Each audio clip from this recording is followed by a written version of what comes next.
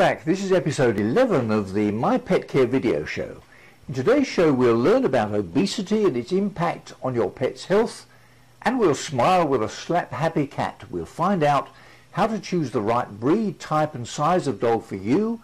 We'll hear about horrible hairballs in cats, and I'll offer you my quick pet care tip for this episode. I'm John Sheridan, and this is the show that helps everyone with an interest in the management and care of companion animals, and especially pet owners just like you, to keep your animals fit, happy and healthy members of the family.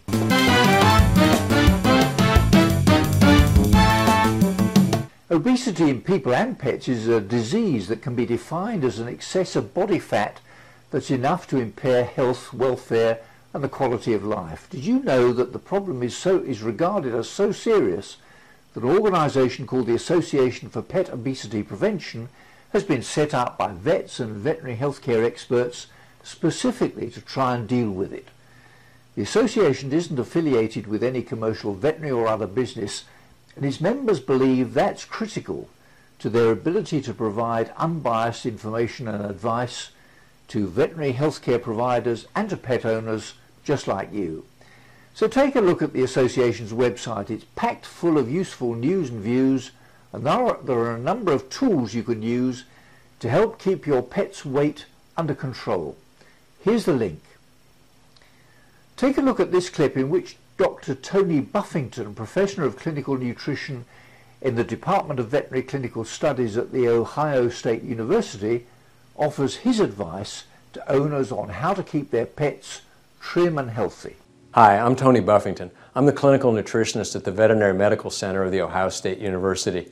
And I'm speaking with you today on behalf of the American Veterinary Medical Association on what you can do to keep your pet at a healthy weight.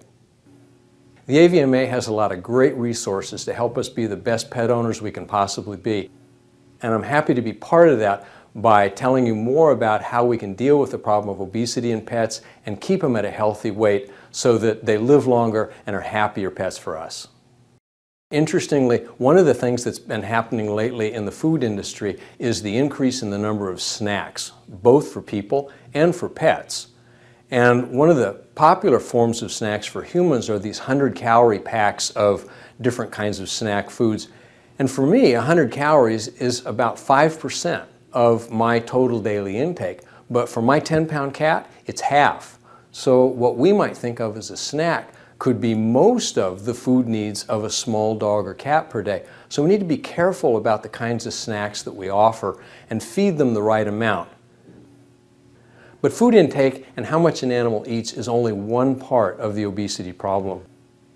We also have to think about what the animal's activity is. And where I practice in Central Ohio, most of our animals are sedentary, which means they don't get out, indoor housed animals, and so they're just laying around waiting for their owner to get home.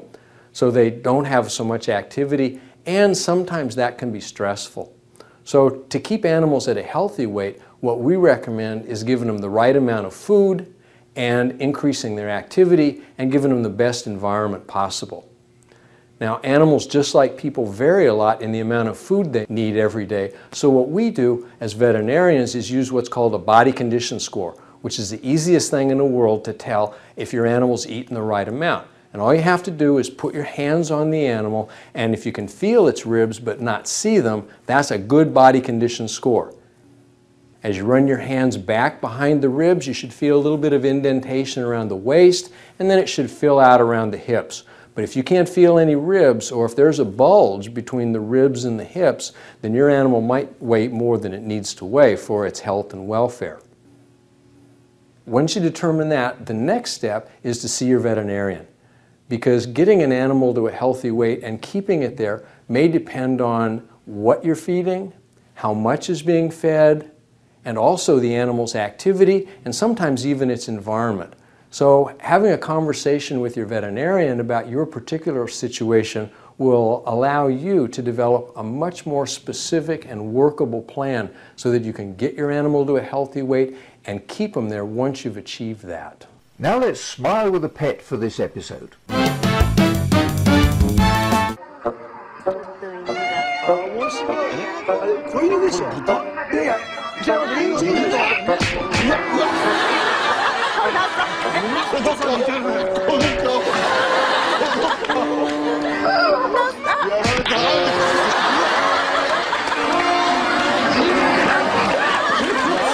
Now for the how-to clip for this episode. Do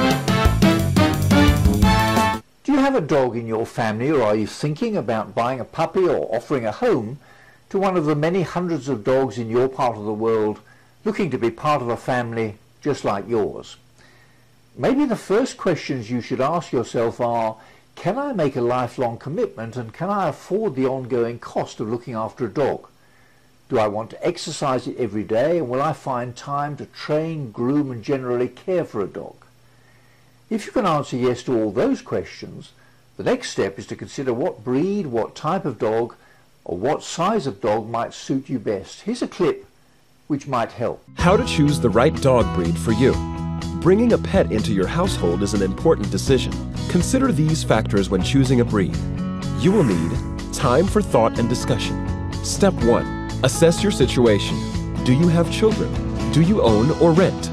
How big are your living quarters? How much time and money can you devote to a dog? Step 2.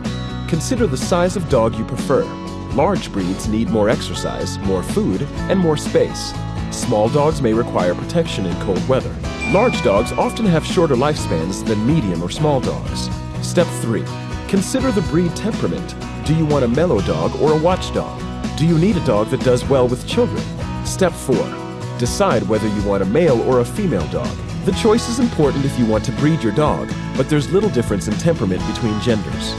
Spay or neuter your dog if you do not plan to breed them. Step 5. Consider healthcare needs. Certain breeds require more attention.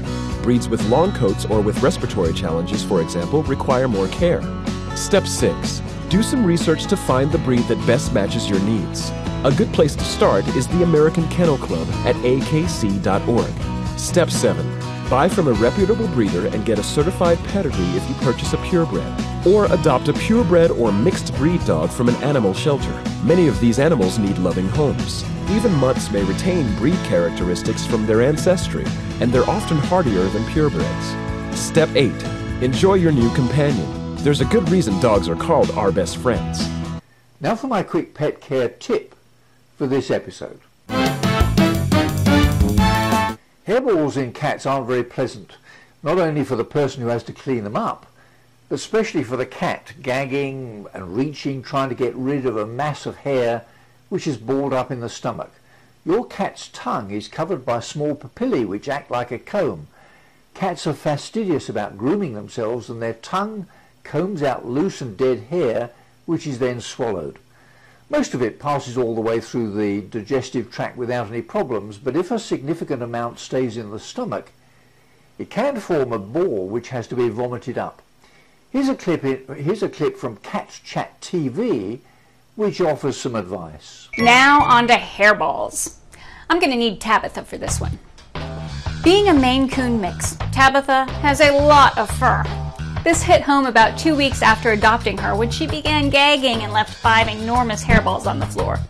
Gross, but I guess I'd rather have them on the floor than stuck in her tummy. As all cat owners know, cats are fastidious groomers. Domesticated kitties have heating and air conditioning, and their fur doesn't shed the same way that it would in the wild. As a result, a lot of that fur ends up being swallowed. Usually it'll pass right through them, but not always, particularly in cats with longer fur. If a hairball ends up stuck in a cat's intestinal tract and causes a blockage, it can be very serious and require surgery. Hairballs the size of baseballs have been removed. Prevention is the best solution, so it's important to brush and/or comb your cat to help get rid of a lot of that loose fur. I had been using regular cat brushes and a wide rotating tooth comb on Tabitha, which worked great with my other cats, but apparently they weren't doing the job with her. So I started giving her an over-the-counter hairball remedy. I'm not sure if that helped. She did throw up another large hairball the following week.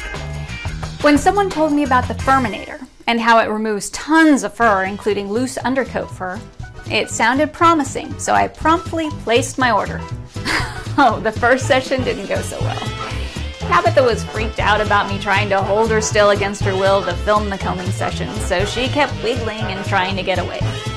Also, I had read some reviews of the Furminator which suggested combing softly to avoid scratching the kitty, so I was combing very softly. I think that ended up tickling and irritating her. When I later ran the Furminator across my palm, I realized the teeth really aren't sharp, so I'm not sure why a softer pressure was suggested. When I tried again, combing with normal pressure and allowing Tabitha to lie down where she wanted to lie down, it turned out she loved it. Look at all the loose fur that came out. This was from about 5 minutes of furminating, and this is fur that a normal brush and comb didn't get. Whoa, that is a lot of fur. So what's my quick pet care tip? Well, it's this. If you have a cat, particularly a long-haired breed, you know that regular grooming is essential, but you really have to use a fine comb or brush which will do the job of getting rid of all that dead hair just as well or better than your cat's tongue. Have a word with your vet and see if they can recommend a particular comb or brush which would be just right for your cat. Well, that's about it for now. I'm John Sheridan, and this is the My Pet Care video show. See you next time.